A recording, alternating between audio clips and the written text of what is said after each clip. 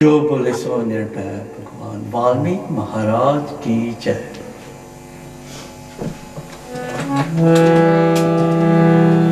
दर तेरे ते आया चल खैर चोड़ी पा देओ, रूड़ी जांदी बेड़ी दाता पार मेरी ला देओ।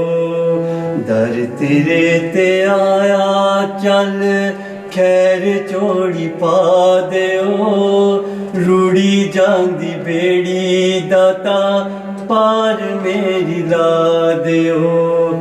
बीत गया वेला ते ख्याल मैनू आया ए, जनमन मोल हीरा एवें मैं गवाया ए।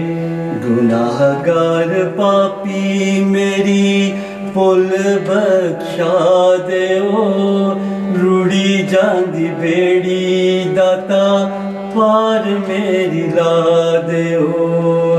दर तेरे ते आया चल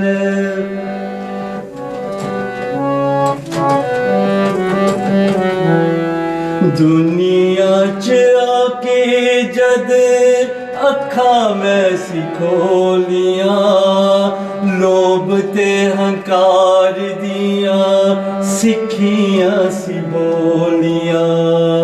दुनिया च आके जद अखा मैं सी खोलियां, लोभ ते हंकार दिया सिखियां सी बोलियां। मैं मेरे वाड़ा पेद मैनू समझा देओ, रूड़ी जांदी बेड़ी दाता पार मेरी ला देओ। दर तेरे ते आया चल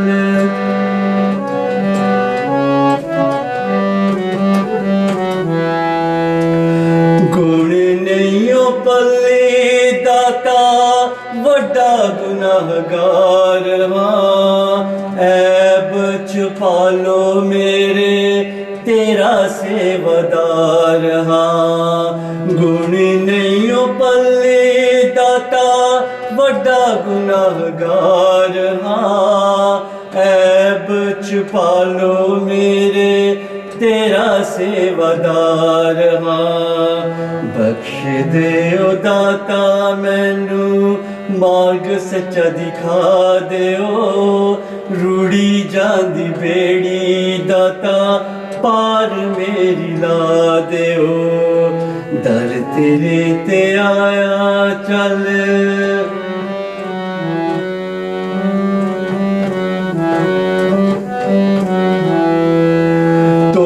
मेरी तोबा तेरी रज़ा विच रहांगा, तन तन गुरु मेरा हर वेल कहांगा।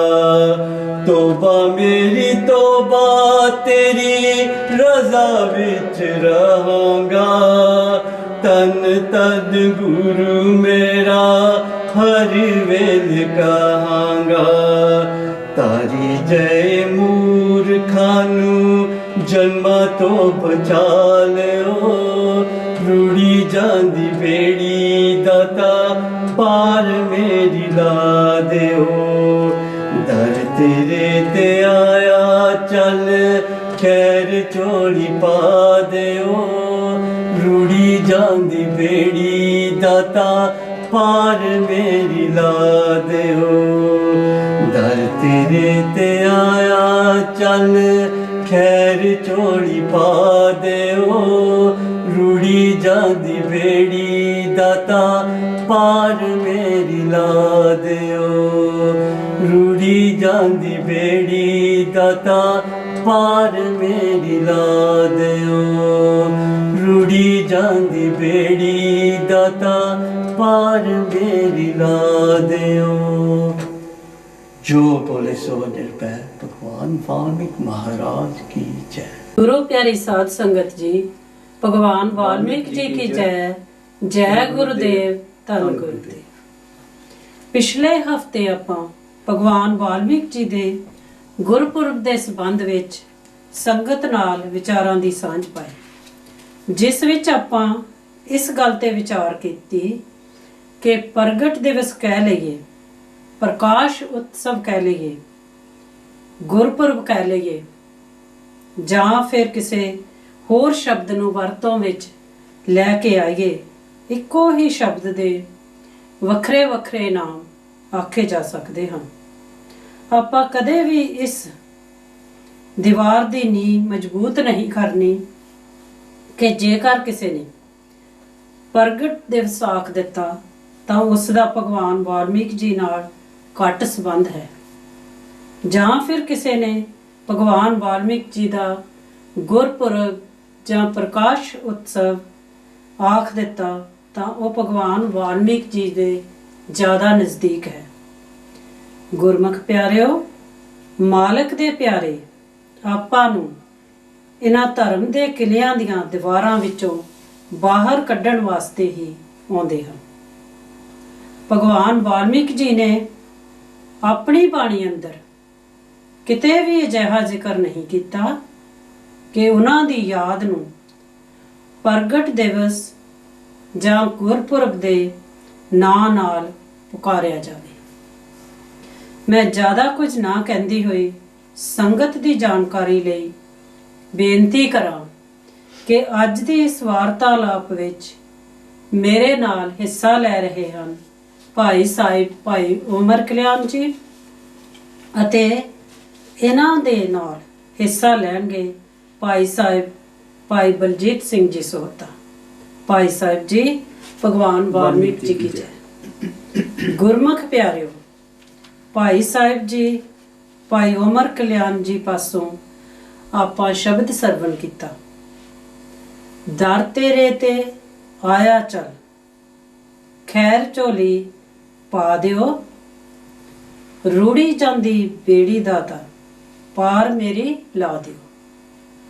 ਭਾਈ ਸਾਹਿਬ ਜੀ ਨੇ ਜ਼ਿਕਰ ਕੀਤਾ ਕਿ ਉਸ ਦੀ ਜੀਵਨ ਰੂਪੀ ਬੇੜੀ ਭਵ ਸਾਗਰ ਵਿੱਚ ਡੱਕੇ ਡੋਲੇ ਖਾ ਰਹੀ ਹੈ। ਦਾਤਾ ਕਿਰਪਾ ਕਰੋ, ਉਸ ਦੀ ਜੀਵਨ ਰੂਪੀ ਕਿਸ਼ਤੀ ਕਿਨਾਰੇ ਤੇ ਲੱਗ ਸਕੇ।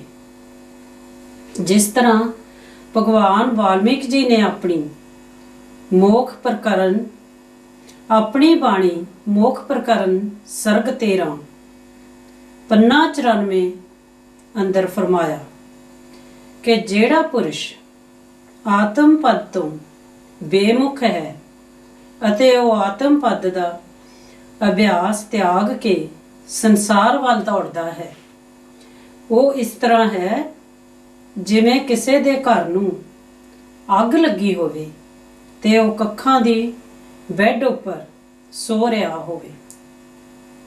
ਅੱਗੇ ਚੱਲ ਕੇ ਭਗਵਾਨ ਵਾਲਮੀਕ ਜੀ ਨੇ ਫਰਮਾਇਆ ਕਿ ਜਿਵੇਂ ਹੱਥ ਵਿੱਚ ਦੀਵਾ ਹੋਵੇ ਤੇ ਫਿਰ ਵੀ ਕੋਈ ਅੰਨਾ ਹੋ ਕੇ ਖੂਹ ਵਿੱਚ ਡਿੱਗ ਪਵੇ ਤਾਂ ਇਹ ਉਸ ਦੀ ਮੂਰਖਤਾ ਹੈ। ਅੱਗੇ ਚੱਲ ਕੇ ਭਗਵਾਨ ਵਾਲਮੀਕ ਜੀ ਨੇ ਫਰਮਾਇਆ ਕਿ ਜਿਹੜੇ ਸੰਸਾਰ ਦੇ ਭਰਮ ਨੂੰ ਖਤਮ ਕਰਨ ਵਾਲੇ ਗੁਰੂ ਅਤੇ ਸ਼ਾਸਤਰ ਮੌਜੂਦ ਹਨ, ਜਿਹੜਾ ਇਹਨਾਂ ਦੀ ਸ਼ਰਨ ਵਿੱਚ ਨਹੀਂ ਆਉਂਦਾ ਉਹ ਮੂਰਖ ਹੈ। ਮੋਖ ਪ੍ਰਕਰਨ ਸਰਗ 16 ਵਿੱਚ ਭਗਵਾਨ ਵਾਲਮੀਕ ਜੀ ਨੇ ਫਰਮਾਇਆ ਕਿ ਸੰਤ ਜਨ ਸੰਸਾਰ ਸਮੁੰਦਰ ਤੋਂ ਪਾਰ ਉਤਾਰਨ ਵਾਲੇ ਹਨ। ਦੂਸਰੀ ਕੜੀ ਵਿੱਚ ਭਗਵਾਨ ਵਾਲਮੀਕ ਜੀ ਨੇ ਫਰਮਾਇਆ ਜਿਵੇਂ ਮਲਾਹ ਬੇੜੀ ਨਾਲ ਸਭ ਨੂੰ ਦਰਿਆ ਤੋਂ ਪਾਰ ਕਰਦਾ ਹੈ, ਤਿਵੇਂ ਸੰਤ ਜਨ ਯੁਗਤੀ ਕਰਕੇ ਜੀਵਾਂ ਨੂੰ ਸੰਸਾਰ ਸਮੁੰਦਰ ਤੋਂ ਪਾਰ ਕਰਦੇ ਹਨ। ਤੀਸਰੀ ਕੜੀ ਵਿੱਚ ਭਗਵਾਨ ਵਾਲਮੀਕ ਜੀ ਨੇ ਫਰਮਾਇਆ ਸੰਤ ਜਨ ਸੰਸਾਰ ਸਮੁੰਦਰ ਤੋਂ ਪਾਰ ਉਤਾਰਨ ਵਿੱਚ ਪੁੱਲ ਦੇ ਸਮਾਨ ਹਨ। ਜਿਸ ਤਰ੍ਹਾਂ ਭਾਈ ਸਾਹਿਬ ਜੀ ਨੇ ਜ਼ਿਕਰ ਕੀਤਾ ਕਿ ਉਸ ਦੀ ਜੀਵਨ ਰੂਪੀ ਬੇੜੀ ਰੁੜਦੀ ਜਾ ਰਹੀ, ਐ ਦਾਤਾ ਇਸ ਨੂੰ ਪਾਰ ਲਗਾ ਦੇਣਾ। ਗੁਰਮੁਖ ਪਿਆਰੇ, ਜਿਸ ਤਰ੍ਹਾਂ ਆਪਾਂ ਇੱਕ ਹਫ਼ਤਾ ਪਹਿਲਾਂ ਗੁਰਬਾਣੀ ਵਿੱਚੋਂ ਇੱਕ ਕੜੀ ਦਾ ਆਸਰਾ ਲਿਆ ਕਿ ਉਸ ਦੇ ਗੁਣਾਂ ਨਾਲ ਸਾਂਝ ਪਾਉਣੀ ਹੀ ਉਸ ਦਾ ਪ੍ਰਗਟ ਦਿਵਸ ਜਾਂ ਗੁਰਪੁਰਬ ਮਨਾਉਣਾ ਆਖਿਆ ਜਾ ਸਕਦਾ। ਆਪਾਂ ਬਾਹਰਲੀ ਦੁਨੀਆ ਵਿੱਚ ਵੀ ਜੇਕਰ ਝਾਤੀ ਮਾਰ ਕੇ ਦੇਖੀਏ ਤਾਂ ਜਿਸ ਨਾਲ ਆਪਾਂ ਸੰਬੰਧ ਜੋੜਦੇ ਹਾਂ ਉਸ ਦੇ ਨਾਲ ਵਿਚਾਰਾਂ ਦੀ ਸਹਿਮਤੀ ਜ਼ਰੂਰੀ ਆਖੀ ਜਾ ਸਕਦੀ। ਇਸੇ ਤਰ੍ਹਾਂ ਹੀ ਪਰਮਾਰਥ ਦੀ ਦੁਨੀਆ ਵਿੱਚ ਪਰਮਾਰਥ ਦਾ ਰਸਤਾ ਤੈਅ ਕਰਨ ਲਈ ਗੁਰੂ ਦੇ ਵਿਚਾਰਾਂ ਨਾਲ ਸਹਿਮਤੀ ਜ਼ਰੂਰੀ ਆਖੀ ਜਾ ਸਕਦੀ। ਆਪਾਂ ਆਖ ਸਕਦੇ ਹਾਂ ਕਿ ਜਿਸ ਨਾਲ ਸੰਬੰਧ ਜੁੜ ਜਾਣ ਉਸ ਨੂੰ ਆਪਾਂ ਮਿੱਤਰ ਆਖਦੇ ਹਾਂ, ਤੇ ਜਿਸ ਨਾਲ ਸੰਬੰਧ ਨਾ ਜੁੜਨ ਜਾਂ ਜੁੜੇ ਹੋਏ ਟੁੱਟ ਜਾਣ ਉਸ ਨੂੰ ਆਪਾਂ ਦੁਸ਼ਮਣ ਆਖਦੇ ਹਾਂ। ਇਸ ਦਾ ਮਤਲਬ ਇਹ ਹੋਇਆ ਕਿ ਜੇਕਰ ਅਸੀਂ ਮਿੱਤਰ ਕੋਲੋਂ ਹਮਦਰਦੀ ਚਾਹੁੰਦੇ ਹਾਂ ਤਾਂ ਫਿਰ ਮਿੱਤਰ ਵੀ ਸਾਡੇ ਕੋਲੋਂ ਹਮਦਰਦੀ ਦੀ ਮੰਗ ਕਰੇਗਾ। ਉਹ ਹਮਦਰਦੀ ਕੀ ਹੈ? ਉਸ ਦੇ ਗੁਣਾਂ ਨੂੰ ਧਾਰਨ ਕਰਨਾ। ਆਪਾਂ ਆਖ ਸਕਦੇ ਹਾਂ ਕਿ ਇਹ ਇਨਸਾਨ ਦਾ ਅਸਲੀ ਰੂਪ ਉਸ ਦੇ ਵਿਚਾਰ ਹਨ। ਇਹ ਵਿਚਾਰ ਮਾਂ ਪਿਓ ਤੋਂ ਮਿਲਦੇ ਹਨ। ਇਹ ਵਿਚਾਰ ਸੰਗਤ ਤੋਂ ਮਿਲਦੇ ਹਨ। ਇਹ ਵਿਚਾਰ ਸੁਸਾਇਟੀ ਤੋਂ ਮਿਲਦੇ ਹਨ। ਇਸ ਕਰਕੇ ਗੁਰਬਾਣੀ ਅੰਦਰ ਆਇਆ, ਗੋਬਿੰਦ ਜੀਓ ਸਤ ਸੰਗਤ ਮੇਲ ਹਰ ਧਿਆਈਏ। ਗੁਰੂ ਸਾਹਿਬ ਦੱਸਦੇ ਹਨ, ਐ ਮਾਲਕ, ਇਸ ਤਰ੍ਹਾਂ ਦੀ ਸੰਗਤ ਬਖਸ਼ ਜਿਸ ਨਾਲ ਤੇਰੀ ਭਗਤੀ ਕਰਨ ਦਾ ਪਤਾ ਲੱਗ ਸਕੇ। ਗੁਰਬਾਣੀ ਅੰਦਰ ਇੱਕ ਹੋਰ ਜਗ੍ਹਾ ਤੇ ਆਇਆ, ਗੁਰ ਕੀ ਮਤ ਤੂੰ ਲੈ ਆਣੇ, ਭਗਤ ਬਿਨਾ ਬਹੁ ਡੂਬੇ ਸਿਆਣੇ। ਮੈਂ ਬੇਨਤੀ ਕਰਾਂ, ਆਪਣੇ ਵਿਚਾਰ ਨਾਲ ਮਨੁੱਖ ਧਨ ਕਮਾ ਸਕਦਾ, ਪਰ ਆਪਣੀ ਵਿਚਾਰਧਾਰਾ ਨਾਲ ਧਰਮ ਨਹੀਂ ਕਮਾ ਸਕਦਾ। ਧਰਮ ਕਮਾਉਣ ਲਈ ਗੁਰੂ ਦੀ ਮੱਤ ਲੈਣੀ ਪਵੇਗੀ। ਸਵਾਲ ਪੈਦਾ ਹੁੰਦਾ ਹੈ ਕਿ ਕਿਉਂ ਗੁਰੂ ਦੀ ਮੱਤ ਲੈਣੀ ਪਵੇਗੀ? ਇਸ ਕਰਕੇ ਗੁਰੂ ਦੀ ਮੱਤ ਲੈਣੀ ਪਵੇਗੀ ਕਿ ਅਵਗੁਣਾਂ ਨੂੰ ਛੱਡਣਾ ਪਵੇਗਾ। ਅਵਗੁਣਾਂ ਨੂੰ ਛੱਡਣਾ ਹੀ ਭਗਵਾਨ ਵਾਲਮੀਕ ਜੀ ਦਾ ਗੁਰਪੁਰਬ ਮਨਾਉਣਾ ਆਖਿਆ ਜਾ ਸਕਦਾ। ਭਾਈ ਸਾਹਿਬ ਜੀ, ਭਾਈ ਓਮਰ ਕਲਿਆਣ ਜੀ ਨੇ ਆਪਣੇ ਸ਼ਬਦ ਵਿੱਚ ਜ਼ਿਕਰ ਕੀਤਾ ਕਿ ਸਮਾਂ ਆਪਣੀ ਰਫ਼ਤਾਰ ਨਾਲ ਤੁਰਿਆ ਜਾ ਰਿਹਾ ਮਨੁੱਖੀ ਜਨਮ ਦੀ ਮਹਾਨਤਾ ਦੱਸਦੇ ਹੋਏ ਉਹਨਾਂ ਨੇ ਜ਼ਿਕਰ ਕੀਤਾ ਕਿ ਸਮਾਂ ਬੀਤਣ ਤੋਂ ਬਾਅਦ ਮੈਨੂੰ ਯਾਦ ਆਇਆ ਕਿ ਮਨੁੱਖੀ ਜਨਮ ਰੂਪੀ ਅਨਮੋਲ ਹੀਰਾ ਮੈਂ ਵਿਅਰਥ ਹੀ ਗਵਾ ਦਿੱਤਾ। ਭਗਵਾਨ ਵਾਲਮੀਕ ਜੀ ਦਾ ਪ੍ਰਕਾਸ਼ ਉਤਸਵ ਮਨਾਉਣਾ ਹੀ ਮਨੁੱਖੀ ਜਾਮੇ ਦੀ ਮਹਾਨਤਾ ਨੂੰ ਜਾਣਨਾ ਹੈ। ਭਾਈ ਸਾਹਿਬ ਜੀ, ਬਾਣੀ ਦੇ ਆਸ਼ੇ ਅਨੁਸਾਰ ਆਪ ਮਨੁੱਖੀ ਜਾਮੇ ਦੀ ਮਹਾਨਤਾ ਬਾਰੇ ਸੰਗਤ ਨੂੰ ਕੀ ਕਹਿਣਾ ਚਾਹੁੰਦੇ ਹੋ? ਗੁਰਮੁਖ ਪਿਆਰਿਓ, ਅੱਜ ਦੀ ਇਸ ਵਾਰਤਾਲਾਪ ਦੀ ਆਪਾਂ ਗੱਲ ਕਰ ਲਈਏ। ਭਗਵਾਨ ਵਾਲਮੀਕ ਜੀ ਦੇ ਪ੍ਰਗਟ ਦਿਵਸ ਦੀ ਆਪਾਂ ਗੱਲ ਕਰ ਲਈਏ। ਜਿਸ ਤਰ੍ਹਾਂ ਭੈਣ ਜੀ ਥੋੜਾ ਜਿਹਾ ਇਸ਼ਾਰਾ ਦੇ ਗਏ ਕਿ ਗੁਰਮੁਖਾਂ ਦੀ ਬਾਣੀ ਕਹਿ ਲਓ, ਮਹਾਤਮਾ ਦੀ ਬਾਣੀ ਕਹਿ ਲਓ, ਉਸ ਚੀਜ਼ ਨੂੰ ਸਮਝਣਾ ਜਿਹੜਾ ਉਹ ਆਪਾਂ ਉਹਨਾਂ ਦਾ ਗੁਰਪੁਰਬ ਜਾਂ ਪ੍ਰਗਟ ਦਿਵਸ ਜਿਹੜਾ ਉਹ ਆਖ ਸਕਦੇ। ਜਿਸ ਤਰ੍ਹਾਂ ਜ਼ਿਕਰ ਕੀਤਾ ਭੈਣ ਜੀ ਨੇ ਕਿ ਦੀਵਾਰ ਜਿਹੜੀ ਆ ਨਾ ਉਹਦੀ ਨੀਂਹ ਨੂੰ ਮਜ਼ਬੂਤ ਕਰਨ ਦੀ ਗੱਲ। ਹੋ ਸਕਦਾ ਕਿ ਬਹੁਤ ਸਾਰੇ ਭੈਣ ਭਾਈ ਜਿਹੜੇ ਉਹ ਇਸ ਚੀਜ਼ ਦੇ ਨਾਲ ਸਹਿਮਤ ਨਾ ਹੋਣ, ਕਿ ਵੀ ਕਈ ਵਾਰੀ ਆਪਾਂ satsang ਦੇ ਵਿੱਚ ਜਾਂ ਵਾਰਤਾਲਾਪ ਦੇ ਵਿੱਚ ਇਹੋ ਜੀ ਗੱਲ ਜਿਹੜੀ ਉਹ ਕਰ ਜਾਂਦੇ, ਲੇਕਿਨ ਇਸ ਨੂੰ ਆਪਾਂ ਜਿਹੜੀ ਉਹ ਅਸਲੀਅਤ ਆਖ ਸਕਦੇ ਕਿ ਧਰਮ ਦੀਆਂ ਦੀਵਾਰਾਂ ਕਹਿ ਲਓ, ਕਿਲਿਆਂ ਦੀਆਂ ਦੀਵਾਰਾਂ ਕਹਿ ਲਓ, ਉਹਨਾਂ ਦੀਆਂ ਨੀਹਾਂ ਨੂੰ ਮਜ਼ਬੂਤ ਇਸ ਇਨਸਾਨ ਨੇ ਕੀਤਾ।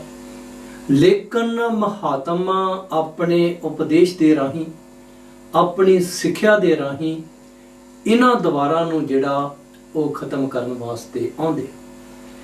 ਆਪਾਂ ਥੋੜੀ ਜਿਹੀ ਗੱਲ ਕਰ ਸਕਦੇ ਕਿ ਗੁਰੂ ਸਾਹਿਬਾਨ ਦੇ ਬਾਅਦ 500, 550, 600 ਸਾਲ ਲਾ ਲਓ ਕਿ ਸਿੱਖ ਧਰਮ ਜਿਹੜਾ ਉਹ ਇਸ ਦੁਨੀਆ ਦੇ ਅੰਦਰ ਹੋਂਦ ਵਿੱਚ ਆਇਆ। ਇਸੇ ਤਰ੍ਹਾਂ ਆਪਾਂ ਮੁਹੰਮਦ ਸਾਹਿਬ ਜੀ ਦੀ ਗੱਲ ਕਰ ਸਕਦੇ ਕਿ ਕੋਈ 1400 ਸਾਲ ਤੋਂ ਪਹਿਲਾਂ ਜਿਹੜਾ ਇਸਲਾਮ ਧਰਮ ਕਹਿ ਲਈਏ ਉਹ ਇਸ ਦੁਨੀਆ ਦੇ ਅੰਦਰ ਹੋਂਦ ਵਿੱਚ ਨਹੀਂ ਸੀ।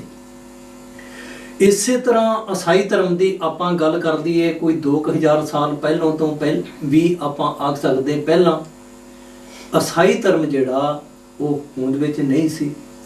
ਤੇ ਜੈਨੀ ਤੇ ਬੋਧੀ ਧਰਮ ਜਿਸ ਨੂੰ ਆਪਾਂ ਪੁਰਾਣਾ ਧਰਮ ਆਖ ਸਕਦੇ ਕੋਈ 5000 ਸਾਲ ਪਹਿਲਾਂ ਦੀ ਆਪਾਂ ਜਿਹੜੀ ਉਹ ਗੱਲ ਕਰ ਸਕਦੇ। ਮੈਂ ਬੇਨਤੀ ਕਰਾਂ ਧਰਮ ਦੀਆਂ ਦੀਵਾਰਾਂ, ਇਹਨਾਂ ਕਿਲਿਆਂ ਦੀਆਂ ਦੀਵਾਰਾਂ ਦੀ ਗੱਲ ਜਿਹੜੀ ਵੱਖਰੇ ਵੱਖਰੇ ਇਹ ਆਪਾਂ ਧਰਮ ਕਹਿ ਲਈਏ ਹੋਂਦ ਵਿੱਚ ਆਏ ਤੇ ਉਹਨਾਂ ਨੇ ਆਪਣੀ ਮਨਬੁੱਧੀ ਦੇ ਅਨੁਸਾਰ ਜਿਹੜਾ ਇਸ ਚੀਜ਼ ਨੂੰ ਕਾਇਮ ਕਰ ਦਿੱਤਾ ਤੇ ਇੱਕ ਇਨਸਾਨ ਤੋਂ ਦੂਸਰੇ ਇਨਸਾਨ ਦੇ ਨਾਲ ਨਫ਼ਰਤ ਕਰਨੀ ਜਿਹੜੀ ਉਹ ਸ਼ੁਰੂ ਕਰ ਦਿੱਤੀ। ਆ ਕੋਈ 40 ਕੁ ਸਾਲ ਤੋਂ ਮੈਨੂੰ ਵੀ ਇਸ ਚੀਜ਼ ਨੂੰ ਵੇਖਣ ਦਾ ਮੌਕਾ ਮਿਲਿਆ ਕਿ ਜੇਕਰ ਕਿਸੇ ਨੇ ਭਗਵਾਨ ਵਾਲਮੀਕ ਜੀ ਦਾ ਜਨਮ ਦਿਵਸ ਕਹਿ ਦਿੱਤਾ ਤੇ ਦੂਸਰੇ ਇਨਸਾਨਾਂ ਨੇ ਇੱਕ ਹੋਰ ਹੀ ਹੋਂਦ ਜਿਹੜੀ ਆਪਣੀ ਕਾਇਮ ਕਰ ਦਿੱਤੀ ਤੇ ਉਹਨਾਂ ਇਨਸਾਨਾਂ ਦੇ ਨਾਲ ਜਿਹੜਾ ਉਹਨਾਂ ਨੇ ਭਿੰਨ ਔਰ ਭੇਦ ਜਿਹੜਾ ਉਸ ਨੂੰ ਕਰਨਾ ਸ਼ੁਰੂ ਕਰ ਦਿੱਤਾ। ਹਾਲੇ ਕਿ ਭਗਵਾਨ ਵਾਲਮੀਕ ਜੀ ਨੇ ਜਿਸ ਤਰ੍ਹਾਂ ਭੈਣ ਜੀ ਨੇ ਜ਼ਿਕਰ ਕੀਤਾ ਕਿਤੇ ਆਪਣੀ ਬਾਣੀ ਦੇ ਅੰਦਰ ਇਸ ਚੀਜ਼ ਦਾ ਜ਼ਿਕਰ ਨਹੀਂ ਕੀਤਾ ਕਿ ਜੇਕਰ ਵੀ ਕਿਸੇ ਨੇ ਪ੍ਰਗਟ ਦਿਵਸ ਦੇ ਨਾਲ ਉਹਨਾਂ ਨੂੰ ਯਾਦ ਕਰ ਲਿਆ ਤੇ ਉਸ ਦਾ ਇੱਜ਼ਤ ਜਾਂ ਮਾਣ ਜਿਹੜੀ ਉਹ ਘਟ ਜਾਵੇਗੀ ਤੇ ਦੂਸਰੇ ਦੀ ਇੱਜ਼ਤ ਜਾਂ ਮਾਣ ਜਿਹੜੀ ਉਹ ਵੱਧ ਜਾਵੇਗੀ। ਸਵਾਲ ਇਸ ਚੀਜ਼ ਦਾ ਆਪਾਂ ਉਹਨਾਂ ਦੀ ਸਿੱਖਿਆ ਤੋਂ ਜਿਹੜਾ ਉਹ ਕੀ ਸਿੱਖਿਆ, ਜੇਕਰ ਆਪਾਂ ਉਹਨਾਂ ਦੀ ਸਿੱਖਿਆ ਦੇ ਉੱਪਰ ਅਮਲ ਨਹੀਂ ਕੀਤਾ ਤੇ ਫਿਰ ਆਪਾਂ ਉਹਨਾਂ ਦੇ ਪ੍ਰਗਟ ਦਿਵਸ ਦੇ ਵਿੱਚੋਂ ਵੀ ਆਪਣੀ ਜ਼ਿੰਦਗੀ ਨੂੰ ਬਦਲਣ ਵਾਸਤੇ ਜਿਹੜਾ ਉਹ ਨਹੀਂ ਸਿੱਖ ਸਕਦੇ। ਜਿਸ ਤਰ੍ਹਾਂ ਇਸ ਇਨਸਾਨ ਦੀ ਅਨਮੋਲ ਜ਼ਿੰਦਗੀ ਦੀ ਗੱਲ ਕਰ ਲਈਏ, ਭਾਈ ਸਾਹਿਬ ਨੇ ਆਪਣੇ ਸ਼ਬਦ ਦੇ ਅੰਦਰ ਬੜੇ ਅੱਛੇ ਤਰੀਕੇ ਦੇ ਨਾਲ ਆਪਾਂ ਨੂੰ ਉਸ ਚੀਜ਼ ਦੇ ਪ੍ਰਤੀ ਜ਼ਿਕਰ ਕੀਤਾ ਕਿ ਬਈ ਇਨਸਾਨ ਦਾ ਜਾਮਾ ਕਹਿ ਲਓ, ਇਨਸਾਨ ਦੀ ਜ਼ਿੰਦਗੀ ਕਹਿ ਲਓ ਅਨਮੋਲ। ਕਿਉਂ ਅਨਮੋਲ? ਆਪਾਂ ਇਸ ਚੀਜ਼ ਦੇ ਉੱਪਰ ਥੋੜੀ ਜਿਹੀ ਵਿਚਾਰ ਕਰਾਂਗੇ ਕਿ ਹਰੇਕ ਮਹਾਤਮਾ ਨੇ ਇਨਸਾਨੀ ਜਾਮੇ ਦੀ ਅਨਮੋਲ ਇਸੇ ਕਰਕੇ ਲਿਖਿਆ ਕਿ ਦੁਨੀਆ ਦੀ ਕਿਸੇ ਚੀਜ਼ ਦੇ ਨਾਲ ਇਸ ਇਨਸਾਨ ਦੀ ਜਿਹੜੀ ਜ਼ਿੰਦਗੀ ਕਹਿ ਲਓ, ਸਵਾਸਾਂ ਦੀ ਪੂੰਜੀ ਕਹਿ ਲਓ, ਉਸ ਨੂੰ ਖਰੀਦਿਆ ਨਹੀਂ ਜਾ ਸਕਦਾ। ਇਸ ਕਰਕੇ ਮਹਾਤਮਾ ਨੇ ਆਪਣੇ ਆਪਣੇ ਧਾਰਮਿਕ ਗ੍ਰੰਥਾਂ ਦੇ ਅੰਦਰ ਇਸ ਨੂੰ ਅਨਮੋਲ ਕਹਿ ਕੇ ਵਰਣਨ ਕੀਤਾ। ਬਾਣੀ ਦੀ ਕਸਵੱਟੀ ਦੇ ਅਨੁਸਾਰ ਆਪਾਂ ਗੱਲ ਕਰ ਲਈਏ, ਬਾਣੀ ਦੀ ਸਿੱਖਿਆ ਦੇ ਅਨੁਸਾਰ ਆਪਾਂ ਗੱਲ ਕਰ ਲਈਏ, ਗੁਰੂ ਘਰ ਨੇ ਆਪਣੀ ਬਾਣੀ ਦੇ ਅੰਦਰ ਇੱਕ ਜਗ੍ਹਾ ਤੇ ਫਰਮਾਇਆ ਜੀ, ਹਉ ਆਇਆ ਦੂਰੋਂ ਚੱਲ ਕੇ ਮੈਂ ਤੱਕੀ ਤੋਂ ਸਰਨਾਈ ਜੀਓ। ਹਉ ਤੋਂ ਭਾਵ ਮੈਂ ਗੁਰੂ ਸਾਹਿਬਾਨ ਦੇ ਦੱਸਣ ਦੇ ਅਨੁਸਾਰ ਕਿ ਮੈਂ ਬੜੀ ਦੂਰੋਂ ਚੱਲ ਕੇ ਆਇਆ ਤੇ ਉਸ ਮਾਲਕ ਨੇ ਮੈਨੂੰ ਸੋਝੀ ਦਿੱਤੀ ਕਿ ਵੀ ਉਸ ਦੇ ਨਾਲ ਮਿਲਾਪ ਜਿਹੜਾ ਉਹ ਕਿਸ ਤਰੀਕੇ ਨਾਲ ਹੋ ਸਕਦਾ। ਦੂਰੋਂ ਚੱਲ ਕੇ ਆਉਣ ਦੀ ਗੱਲ ਭਾਵ ਇਹ ਇਨਸਾਨ 84 ਲੱਖ ਜੂਨਾਂ ਤੋਂ ਬਾਅਦ ਇਸ ਨੂੰ ਇਨਸਾਨ ਦਾ ਜਾਮਾ ਮਿਲਿਆ। ਇਸ ਕਰਕੇ ਹਰੇਕ ਮਹਾਤਮਾ ਨੇ ਇਸ ਨੂੰ ਅਨਮੋਲ ਇਸੇ ਕਰਕੇ ਆਖਿਆ ਕਿ ਵੀ ਇਸ ਜਾਮੇ ਦੇ ਵਿੱਚ ਜਿਹੜਾ ਆਪਾਂ ਉਸ ਮਾਲਕ ਦੀ ਬੰਦਗੀ ਕਰਕੇ ਉਸ ਦੇ ਨਾਲ ਜਿਹੜਾ ਉਹ ਮਿਲਾਪ ਕਰ ਸਕਦੇ। ਬਾਹਰਲੀ ਉਦਾਹਰਨ ਲੈ ਕੇ ਆਪਾਂ ਦੇਖ ਸਕਦੇ ਕਿ ਇੱਕ ਇਨਸਾਨ ਜਿਹੜਾ ਇੱਕ ਰਾਉਂਡ ਅਬਾਊਟ ਦੇ ਉੱਪਰ ਖੜਾ ਬਾਣੀ ਦੇ ਅਨੁਸਾਰ, ਆਪਣੇ ਕੀਤੇ ਹੋਏ ਕਰਮਾਂ ਦੇ ਅਨੁਸਾਰ ਇਸ ਇਨਸਾਨ ਦੇ ਪਾਸ ਚੋਇਸ ਹੈਗੀ, ਆਪਾਂ ਕਹਿ ਲਈਏ ਇਹ ਇਨਸਾਨ ਅੱਗੇ ਜਾ ਸਕਦਾ, ਇਨਸਾਨੀ ਜਾਮੇ ਤੋਂ ਪਿੱਛੇ ਵੀ ਆ ਸਕਦਾ, ਸੱਜੇ ਜਾ ਸਕਦਾ ਔਰ ਖੱਬੇ ਵੀ ਜਾ ਸਕਦਾ। ਇਸ ਕਰਕੇ ਇਨਸਾਨੀ ਜਾਮੇ ਨੂੰ ਮਹਾਤਮਾ ਨੇ ਟੌਪ ਆਫ ਦੀ ਕ੍ਰੀਏਸ਼ਨ ਕਹਿ ਲਈਏ, ਅਨਮੋਲ ਜੀਵਨ ਜਿਹੜਾ ਆਪਾਂ ਉਸ ਦੀ ਗੱਲ ਕਰ ਲਈਏ, ਉਸ ਦੇ ਪ੍ਰਤੀ ਆਪਾਂ ਨੂੰ ਚੇਤਾ ਕਰਾਇਆ। ਕਿਉਂ ਇਨਸਾਨੀ ਜਾਮੇ ਨੂੰ ਅਨਮੋਲ ਆਖਿਆ? ਜਿਸ ਤਰ੍ਹਾਂ ਆਪਾਂ ਆਖ ਸਕਦੇ ਹਾਂ ਕਿ ਦੇਖੋ ਜੀ ਕਿ ਇੱਕ ਤੱਤ ਵਾਲੇ ਜੀਵ ਕਹਿ ਲਓ, ਦੋ ਤੱਤ ਵਾਲੇ ਜੀਵ ਕਹਿ ਲਓ, ਤਿੰਨ ਤੱਤ ਵਾਲੇ ਜਿਸ ਤਰ੍ਹਾਂ ਪਰਿੰਦੇ ਜਿਹਨਾਂ ਨੂੰ ਆਪਾਂ ਪੰਛੀ ਕਹਿੰਦੇ, ਉਹਨਾਂ ਦੀ ਗੱਲ ਕਰ ਲਈਏ। ਲੇਕਿਨ ਉਹਨਾਂ ਪੰਛੀਆਂ ਦੇ ਅੰਦਰ ਵੀ ਮਾਲਕ ਨੇ ਗਿਆਨ ਰੂਪੀ ਚੀਜ਼ ਜਿਹੜੀ ਉਹ ਰੱਖ ਦਿੱਤੀ। ਕਦੇ ਕਿਸੇ ਸਕੂਲ ਵਿੱਚ ਉਹ ਪੜ੍ਹਨ ਵਾਸਤੇ ਨਹੀਂ ਗਏ, ਕਿਸੇ ਕਾਲਜ ਜਾਂ ਆਪਾਂ ਕਹਿ ਲਈਏ ਕਿ ਹੋਰ ਕਿਸੇ ਵਿਸ਼ਵ ਵਿਦਿਆਲੇ ਤੋਂ ਉਹਨਾਂ ਨੇ ਉਹ ਡਿਗਰੀ ਹਾਸਲ ਨਹੀਂ ਕੀਤੀ, ਲੇਕਿਨ ਮਾਲਕ ਨੇ ਉਹ ਜੋ ਗਿਆਨ ਦਾ ਬੋਧ ਆਪਾਂ ਕਹਿ ਲਈਏ ਉਹਨਾਂ ਦੇ ਅੰਦਰ ਵੀ ਜਿਹੜਾ ਉਹ ਰੱਖ ਦਿੱਤਾ। ਆਪਾਂ ਚਪਾਈ ਜਾਨਵਰਾਂ ਦੀ ਗੱਲ ਕਰਕੇ ਦੇਖ ਸਕਦੇ ਕਿ ਉਹਨਾਂ ਦੇ ਬੱਚੇ ਖੁਰਾਕ ਜਦੋਂ ਲੱਭਦੇ ਆ ਨਾ, ਉਹਨਾਂ ਨੂੰ ਕਿਸੇ ਨੇ ਸਿੱਖਿਆ ਨਹੀਂ ਦਿੱਤੀ, ਇਸ ਵਿੱਚ ਕੋਈ ਸ਼ੱਕ ਨਹੀਂ। ਤੇ ਆਪਾਂ ਪਰਿੰਦੇ ਜਿਹੜੇ ਹੈਗੇ ਪੰਛੀ, ਆਪਾਂ ਕਦੇ ਉਹਨਾਂ ਦੀ ਗੱਲ ਕਰਕੇ ਵੇਖ ਲਈਏ। ਕਦੇ ਕਦੇ ਆਪਾਂ ਟੈਲੀਵਿਜ਼ਨ ਦੇ ਉੱਪਰ ਜਿਹੜੀ ਵਰਲਡ ਲਾਈਫ ਹੈਗੀ ਆ ਨਾ, ਉਸ ਨੂੰ ਆਪਾਂ ਵੇਖੀਏ ਵਾਈਲਡ ਲਾਈਫ ਦੇ ਵਿੱਚ, ਤੇ ਉਹ ਜਾਨਵਰਾਂ ਦੀ ਜ਼ਿੰਦਗੀ ਤੋਂ ਆਪਾਂ ਨੂੰ ਪਤਾ ਲੱਗ ਸਕਦਾ। ਸਕੁਇਰਲ ਦੀ ਆਪਾਂ ਗੱਲ ਕਰ ਲੈਨੇ, ਉਸ ਨੂੰ ਦੇਖੀਏ ਨਾ, ਤੇ ਉਹ ਗਰਮੀ ਦੇ ਮੌਸਮ ਦੇ ਵਿੱਚ ਸਿਆਲ ਵਾਸਤੇ ਆਪਣੀ ਖੁਰਾਕ ਜਿਹੜੀ ਆ ਉਸ ਨੂੰ ਜਮ੍ਹਾਂ ਕਰ ਲੈਂਦੇ, ਜਿਸ ਤਰ੍ਹਾਂ ਨਟਸ ਵਗੈਰਾ। ਮੈਂ ਇੱਕ ਹੋਰ ਐਗਜ਼ਾਮਪਲ ਜਿਹੜੀ ਉਹ ਤੁਹਾਡੇ ਸਾਹਮਣੇ ਰੱਖਦਾ। ਜਿਸ ਤਰ੍ਹਾਂ ਪਤਾ ਨਹੀਂ ਉਹਨੂੰ ਅੰਗਰੇਜ਼ੀ 'ਚ ਕੀ ਕਹਿੰਦੇ, ਜਿਸ ਤਰ੍ਹਾਂ ਆਪਾਂ ਕਹਿ ਲਈਏ ਕਿ ਜੀ ਬਿਜੜਾ, ਤੇ ਮੈਂ ਆਪ ਵੇਖਿਆ ਕਿ ਉਹ ਆਪਣੇ ਆਲਣੇ ਜਦੋਂ ਬਣਾਉਂਦੇ ਆ ਨਾ, ਤੇ ਕੰਡਿਆਲੇ ਦਰਖਤ ਜਿਸ ਤਰ੍ਹਾਂ ਕਿਕਰਾਂ ਜਾਂ ਹੋਰ ਇੱਕ ਦੋ ਕੰਡਿਆਲੇ ਦਰਖਤ ਆ, ਤੇ ਉਹਨਾਂ ਦੇ ਟੌਪ ਦੇ ਉੱਪਰ ਜਾ ਕੇ ਉਹ ਆਪਣੇ ਆਲਣੇ ਬਣਾਉਂਦੇ, ਤੇ ਉਹ ਇੰਨੇ ਵਧੀਆ ਤਰੀਕੇ ਦੇ ਨਾਲ ਆਲਣੇ ਬਣਾਉਂਦੇ ਕਿ ਇਨਸਾਨ ਆਪਣੇ ਹੱਥਾਂ ਨਾਲ ਜਿਹੜੀ ਉਸ ਤਰ੍ਹਾਂ ਦੀ ਕਾਰੀਗਰੀ ਜਿਹੜੀ ਉਹ ਨਹੀਂ ਕਰ ਸਕਦਾ। ਤੇ ਉਹ ਆਲਣੇ ਬਣਾ ਕੇ ਦੋ ਉਹਦੇ ਵਿੱਚ ਜਿਸ ਤਰ੍ਹਾਂ ਆਪਾਂ ਕਹਿ ਲਈਏ ਕਿ ਸੁਰਾਖ ਵਗੈਰਾ, ਤੇ ਜਦੋਂ ਮੀਂਹ ਪੈਂਦਾ ਤੇ ਹਵਾ ਚੱਲਦੀ ਆ ਨਾ, ਮੈਂ ਆਪ ਦੇਖਿਆ, ਤੇ ਫਿਰ ਉਹ ਇੱਕ ਛੋਟਾ ਜਿਹਾ ਜਾਨਵਰ ਜਿਹੜਾ ਉਸ ਆਲਣੇ ਵਿੱਚ ਬੈਠ ਕੇ ਬਾਹਰ ਦੇਖਦਾ।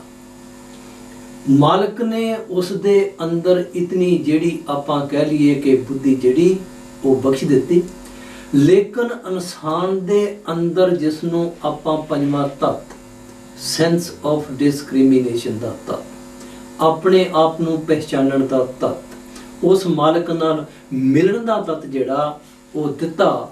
ਤੇ ਇਸ ਕਰਕੇ ਇਸ ਇਨਸਾਨੀ ਜਾਮੇ ਨੂੰ ਮਹਾਤਮਾ ਨੇ ਟੌਪ ਆਫ ਦੀ ਕ੍ਰੀਏਸ਼ਨ ਕਹਿ ਲਈਏ, ਅਨਮੋਲ ਜੀਵਨ ਕਹਿ ਲਈਏ, ਉਸ ਦੇ ਪ੍ਰਤੀ ਆਪਾਂ ਨੂੰ ਜਿਹੜਾ ਜੀ ਉਹ ਚੇਤਾ ਕਰਾਇਆ।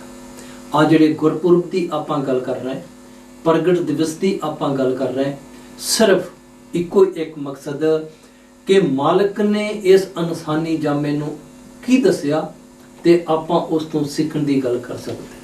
ਆਪਾਂ ਕੋਈ ਤਿੰਨ ਪ੍ਰਮਾਣ ਜਿਹੜੇ ਉਹ ਗੁਰਬਾਣੀ ਦੇ ਵਿੱਚੋਂ ਇਸ ਇਨਸਾਨ ਦੇ ਅਨਮੋਲ ਜੀਵਨ ਦੀ ਗੱਲ ਜਿਹੜੀ ਉਸ ਦੇ ਪ੍ਰਤੀ ਕਰਾਂਗੇ। ਕਿਉਂਕਿ ਕਈ ਵਾਰੀ ਇਹੋ ਜਿਹੇ ਇਨਸਾਨ ਆਪਾਂ ਨੂੰ ਮਿਲ ਜਾਂਦੇ ਜੀ ਜਿਹੜੇ ਕਹਿੰਦੇ ਆ ਤੁਸੀਂ 84 ਲੱਖ ਦੀ ਗੱਲ ਕਰਦੇ ਹੋ, ਕਦੇ ਕਿਸੇ ਨੇ ਵੇਖਿਆ ਵੀ ਆ ਜਾਂ ਕੋਈ ਤੁਹਾਨੂੰ ਦੱਸਣ ਵਾਸਤੇ ਆਇਆ ਕਿ ਬਈ ਉਹ ਮੌਤ ਤੋਂ ਬਾਅਦ ਕਿੱਥੇ ਗਿਆ। ਜੇ ਤੇ ਬਈ ਆਪਾਂ ਗੱਲ ਕਰਨੀ ਮਨ ਦੇ ਅਨੁਸਾਰ, ਤੇ ਫਿਰ ਆਪਾਂ ਜੋ ਮਰਜ਼ੀ ਆਖੀ ਜਾਈਏ, ਜੇਕਰ ਗੱਲ ਕਰਨੀ ਗੁਰਬਾਣੀ ਦੇ ਅਨੁਸਾਰ, ਤੇ ਫਿਰ ਆਪਾਂ ਨੂੰ ਇਹ ਗੱਲ ਮੰਨਣ ਵਿੱਚ ਲੈਣੀ ਚਾਹੀਦੀ ਕਿ 84 ਲੱਖ ਜੂਨਾਂ ਦੀ ਗੱਲ ਜਿਹੜੀ ਆ ਨਾ, ਉਹ ਮਹਾਤਮਾ ਨੇ ਆਪਣੀ ਬਾਣੀ ਦੇ ਅੰਦਰ ਸੱਚ ਲਿਖੀ ਆ। ਗੁਰੂ ਘਰ ਨੇ ਆਪਣੀ ਬਾਣੀ ਦੇ ਅੰਦਰ ਇਸ 84 ਲੱਖ ਦੀ ਜੂਨਾਂ ਦੀ ਗੱਲ ਜਿਹੜੀ ਉਸ ਦੇ ਪ੍ਰਤੀ ਜ਼ਿਕਰ ਕੀਤਾ। ਪੰਜਵੇਂ ਪਾਤਸ਼ਾਹ ਮਹਾਰਾਜ ਜੀ ਦਾ ਮੁੱਖ ਵਾਕਾ ਜੀ ਕਹਿੰਦੇ, 184 ਜੋਨ ਸਭਾਈ ਮਾਨਸ ਕੋ ਪ੍ਰਭ ਦੀ ਵਡਿਆਈ। ਜਿਸ ਤਰ੍ਹਾਂ ਭਾਈ ਸਾਹਿਬ ਜੀ ਨੇ ਆਪਣੇ ਸ਼ਬਦ ਦੇ ਅੰਦਰ ਅਨਮੋਲ ਦੀ ਗੱਲ ਕੀਤੀ, ਪੰਜਵੇਂ ਪਾਤਸ਼ਾਹ ਮਹਾਰਾਜ ਜੀ ਨੇ ਕੀ ਫਰਮਾਇਆ ਕਹਿੰਦੇ ਮਾਨਸ ਕੋ ਪ੍ਰਭ ਦੀ ਵਡਿਆਈ। ਕਿਹੜੀ ਵਡਿਆਈ? ਕਹਿੰਦੇ ਇਸ ਪੌੜੀ ਤੇ ਜੋ ਨਰ ਚੁਕੇ, ਚੁਕੇ ਤੋਂ ਪਾਵ ਡਿਗਣਾ, ਸੋ ਆਏ ਜਾਏ ਦੁੱਖ ਪਾਏਦਾ। 84 ਲੱਖ ਦੀ ਗੱਲ ਕਰਦੇ ਹੋਏ ਪੰਜਵੇਂ ਪਾਤਸ਼ਾਹ ਸ੍ਰੀ ਗੁਰੂ ਅਰਜਨ ਦੇਵ ਮਹਾਰਾਜ ਜੀ ਨੇ ਬਿਆਨ ਕੀਤਾ ਜੀ ਕਿ ਇੱਕ ਪੌੜੀ ਉਸ ਮਾਲਕ ਦੇ ਘਰ ਨੂੰ ਜਾਂਦੀ ਆ ਜੀ, ਤੇ 84 ਲੱਖ ਜਿਹੜੇ ਉਸ ਦੇ ਸਟੈਪ ਆ। ਕਹਿੰਦੇ ਅਖੀਰਲੇ ਸਟੈਪ ਦੇ ਉੱਪਰ ਖੜਾ ਹੈਗਾ ਜੀ ਇਨਸਾਨ, ਤੇ ਜੇਕਰ ਉੱਥੋਂ ਡਿੱਗ ਕੇ ਆਣਾ ਤੇ ਫਿਰ ਬਈ ਥੱਲੋਂ ਦੁਬਾਰਾ ਆਪਾਂ ਨੂੰ ਆਪਣਾ ਸਫ਼ਰ ਜਿਹੜਾ ਉਹ ਫਿਰ ਸ਼ੁਰੂ ਕਰਨਾ ਪਵੇਗਾ। ਮਹਾਤਮਾ ਦੇ ਦੱਸਣ ਤੋਂ ਕੀ ਭਾਵ ਕਿ ਇਨਸਾਨ ਦਾ ਜਾਮਾ ਅਨਮੋਲ ਇਸੇ ਕਰਕੇ ਕਿ ਇਸ ਜਾਮੇ ਦੇ ਵਿੱਚ ਮਾਲਕ ਦੀ ਬੰਦਗੀ ਕਰਕੇ ਇਹ ਇਨਸਾਨ ਉਸ ਮਾਲਕ ਦੇ ਨਾਲ ਜਿਹੜਾ ਉਹ ਆਪਣਾ ਮਿਲਾਪ ਜਿਹੜਾ ਉਹ ਕਰ ਸਕਦਾ। ਇੱਕ ਐਗਜ਼ਾਮਪਲ ਆਪਾਂ ਹੋਰ ਲਵਾਂਗੇ। ਸਤਿਗੁਰੂ ਰਵਿਦਾਸ ਜੀ ਨੇ ਵੀ ਆਪਣੀ ਬਾਣੀ ਦੇ ਅੰਦਰ ਇਸ ਮਨੁੱਖੀ ਜਾਮੇ ਦੀ ਮਹਾਨਤਾ ਦੀ ਗੱਲ, ਇਸ ਮਨੁੱਖੀ ਜਾਮੇ ਦੇ ਅਨਮੋਲ ਹੋਣ ਦੀ ਗੱਲ ਦੇ ਬਾਰੇ ਆਪਣੀ ਬਾਣੀ ਦੇ ਅੰਦਰ ਉਹਨਾਂ ਨੇ ਜੀ ਜ਼ਿਕਰ ਕੀਤਾ। ਕੀ ਫਰਮਾਇਆ ਸਤਿਗੁਰੂ ਰਵਿਦਾਸ ਜੀ ਨੇ? ਕਹਿੰਦੇ ਦੁਰਲਭ ਜਨਮ ਪੁੰਨ ਫਲ ਪਾਇਓ, ਬਿਰਥਾ ਜਾਤ ਅਬ ਵੇਕੇ। ਅਬ ਵੇਕੇ ਤੋਂ ਭਾਵ ਵਿਅਰਥ ਜਾ ਰਿਹਾ। ਇਨਸਾਨ ਨੇ ਸੋਚਿਆ ਨਹੀਂ, ਜੇਕਰ ਆਪਾਂ ਵੀ ਗੁਰੂ ਘਰਾਂ ਦੇ ਵਿੱਚ ਗਏ, ਗੁਰੂ ਸਾਹਿਬਾਨ ਦੀ ਬਾਣੀ ਕੀ ਕਹਿੰਦੀ, ਸਾਰੀ ਜ਼ਿੰਦਗੀ ਆਪਾਂ ਜਿਹੜੇ ਉਹਨਾਂ ਦੇ ਪ੍ਰਗਟ ਦਿਵਸ ਜਾਂ ਪ੍ਰਕਾਸ਼ ਉਤਸਵ ਮਨਾ ਲਈਏ, ਉਸ ਬਾਣੀ ਤੋਂ ਫਾਇਦਾ ਨਹੀਂ ਉਠਾ ਸਕਦੇ। ਕੀ ਫਰਮਾਇਆ ਸਤਿਗੁਰੂ ਰਵਿਦਾਸ ਜੀ ਨੇ? ਕਹਿੰਦੇ ਦੁਰਲਭ ਜਨਮ ਪੁੰਨ ਫਲ ਪਾਇਓ, ਬਿਰਥਾ ਜਾਤ ਅਬ ਵੇਕੇ। ਰਾਜੇ ਇੰਦਰ ਸਮਸਰ ਗ੍ਰਹਿ ਆਸਨ, ਬਿਨ ਹਰ ਭਗਤ ਕਹੋ ਕੇ ਲੇਖੇ। ਕਹਿੰਦੇ ਰਾਜੇ ਇੰਦਰ ਵਰਗੀ ਇਸ ਇਨਸਾਨ ਨੂੰ ਪਦਵੀ ਮਿਲ ਜਾਵੇ, ਸਵਰਗਾਂ ਦਾ ਰਾਜ ਜਿਹੜਾ ਇਸ ਨੂੰ ਮਿਲ ਜਾਵੇ, ਜੇਕਰ ਇਨਸਾਨੀ ਜਾਮੇ ਦੇ ਵਿੱਚ ਆ ਕੇ ਉਸ ਮਾਲਕ ਦੀ ਬੰਦਗੀ ਨਹੀਂ ਕੀਤੀ ਤੇ ਫਿਰ ਆਪਣਾ ਜੀਵਨ ਜਿਹੜਾ ਉਹ ਇਨਸਾਨ ਵਿਅਰਥ ਗਵਾ ਕੇ ਇੱਥੋਂ ਚੱਲਦਾ ਬਣੇਗਾ। ਸਤਿਗੁਰੂ ਕਬੀਰ ਸਾਹਿਬ ਮਹਾਰਾਜ ਜੀ ਨੇ ਵੀ ਇਸ ਮਨੁੱਖੀ ਜਾਮੇ ਦੀ ਗੱਲ ਕਰਦੇ ਹੋਏ ਆਪਣੀ ਬਾਣੀ ਅੰਦਰ ਇੱਕ ਜਗ੍ਹਾ ਤੇ ਜ਼ਿਕਰ ਕੀਤਾ ਜੀ। ਕਹਿੰਦੇ ਕਬੀਰ ਮਾਨਸ ਜਨਮ ਦੁਲੰਭ ਹੈ, ਹੋਤ ਨ ਬਾਰੰਬਾਰ, ਜਿਉ ਬਨ ਫਲ ਪੱਕ ਭੋਏ ਗਿਰੇ, ਬਹੁਰ ਨ ਲਾਗੇ ਡਾ। ਵੱਖਰੇ ਵੱਖਰੇ ਮਹਾਤਮਾ ਦੀ ਬਾਣੀ ਤੋਂ ਪ੍ਰਮਾਣ ਲੈਣ ਦਾ ਆਪਣਾ ਇਹੀ ਭਾਵ ਆ ਕਿ ਵੀ ਸਾਰੇ ਮਹਾਤਮਾ ਜਿਹੜੇ ਉਹਨਾਂ ਨੇ ਆਪਣੀ ਬਾਣੀ ਦੇ ਅੰਦਰ ਇਸ ਇਨਸਾਨੀ ਜਾਮੇ ਦੀ ਮਹਾਨਤਾ ਜਿਹੜੀ ਉਸ ਦਾ ਵਰਣਨ ਕੀਤਾ। ਆਪਾਂ ਗੱਲ ਕਰ ਰਹੇ ਭਗਵਾਨ ਵਾਲਮੀਕ ਜੀ ਦੇ ਪ੍ਰਗਟ ਦਿਵਸ ਦੇ ਸੰਬੰਧ ਦੇ ਵਿੱਚ। ਭਗਵਾਨ ਵਾਲਮੀਕ ਜੀ ਨੇ ਤ੍ਰੇਤਾ ਯੁੱਗ ਦੇ ਅੰਦਰ ਆ ਕੇ ਇਸ ਸਚਾਈ ਨੂੰ, ਇਨਸਾਨ ਦੇ ਜਾਮੇ ਦੀ ਗੱਲ ਕਰਦੇ ਹੋਏ ਉਸ ਦੀ ਮਹਾਨਤਾ ਦੀ ਗੱਲ ਜਿਹੜੀ ਆਪਣੀ ਬਾਣੀ ਦੇ ਅੰਦਰ ਤ੍ਰੇਤਾ ਯੁੱਗ ਦੇ ਵਿੱਚ ਉਹਨਾਂ ਨੇ ਵਰਣਨ ਕੀਤੀ। ਭਗਵਾਨ ਵਾਲਮੀਕ ਜੀ ਨੇ ਆਪਣੀ ਬਾਣੀ ਦੇ ਅੰਦਰ ਨਿਰਵਾਣ ਪ੍ਰਕਰਨ ਸਰਗ 259 ਜਿਹੜਾ ਉਸ ਦੇ ਵਿੱਚ ਜ਼ਿਕਰ ਕੀਤਾ ਕਿ ਜੋ ਮਨੁੱਖ ਆਤਮ ਵਿਚਾਰ ਤੋਂ ਰਹਿਤ ਹੈ, ਕਹਿੰਦੇ ਜੀ ਉਸ ਦਾ ਜੀਵਨ ਜਿਹੜਾ ਉਹ ਵਿਅਰਥ ਹੈ। ਮੈਂ ਪਹਿਲਾਂ ਵੀ ਕਈ ਵਾਰ ਬੇਨਤੀ ਕਰ ਚੁੱਕਾ ਹਾਂ ਕਿ ਧਰਮ ਦੀ ਦੀਵਾਰ ਜਿੱਥੇ ਆਪਾਂ ਗੱਲ ਕਰ ਰਹੇ, ਕਿਲਿਆਂ ਦੀ ਦੀਵਾਰ ਦੀ ਜਿਹੜੀ ਆਪਾਂ ਗੱਲ ਕਰ ਰਹੇ ਆ, ਭਗਵਾਨ ਵਾਲਮੀਕ ਜੀ ਦੀ ਬਾਣੀ ਉਹਨਾਂ ਨੇ ਲਫ਼ਜ਼ ਵਰਤਿਆ ਜੋ ਸਿੱਖ ਹੋ ਸਕਦਾ, ਹਿੰਦੂ ਹੋ ਸਕਦਾ, ਇਸਤਰੀ ਹੋ ਸਕਦੀ, ਪੁਰਸ਼ ਹੋ ਸਕਦਾ। ਉਹਨਾਂ ਨੇ ਕਿਤੇ ਇਹ ਜ਼ਿਕਰ ਨਹੀਂ ਕੀਤਾ ਕਿ ਮੇਰੀ ਬਾਣੀ ਜਿਹੜੀ ਹੈ ਨਾ ਸਿਰਫ ਵਾਲਮੀਕ ਪਰਿਵਾਰ ਦੇ ਵਿੱਚ ਪੈਦਾ ਹੋਣ ਵਾਲਿਆਂ ਵਾਸਤੇ ਹੀ। ਤੇ ਜੇਕਰ ਫਿਰ ਆਪਾਂ ਉਸ ਗੱਲ ਨੂੰ ਸੁਣਿਆ ਨਹੀਂ ਨਾ ਤੇ ਫਿਰ ਆਪਾਂ ਇਸ ਬਾਣੀ ਤੋਂ ਫਾਇਦਾ ਨਹੀਂ ਉਠਾ ਸਕਾਂਗੇ। ਭਗਵਾਨ ਵਾਲਮੀਕ ਜੀ ਨੇ ਕੀ ਫਰਮਾਇਆ? ਕਹਿੰਦੇ ਜੋ ਮਨੁੱਖ ਆਤਮ ਵਿਚਾਰ ਤੋਂ ਰਹਿਤ ਹੈ, ਕਹਿੰਦੇ ਉਸਨੇ ਆਤਮਾ ਦੇ ਵਿਚਾਰ ਨਹੀਂ ਕੀਤਾ। ਆਤਮ ਵਿਚਾਰ ਕੀ?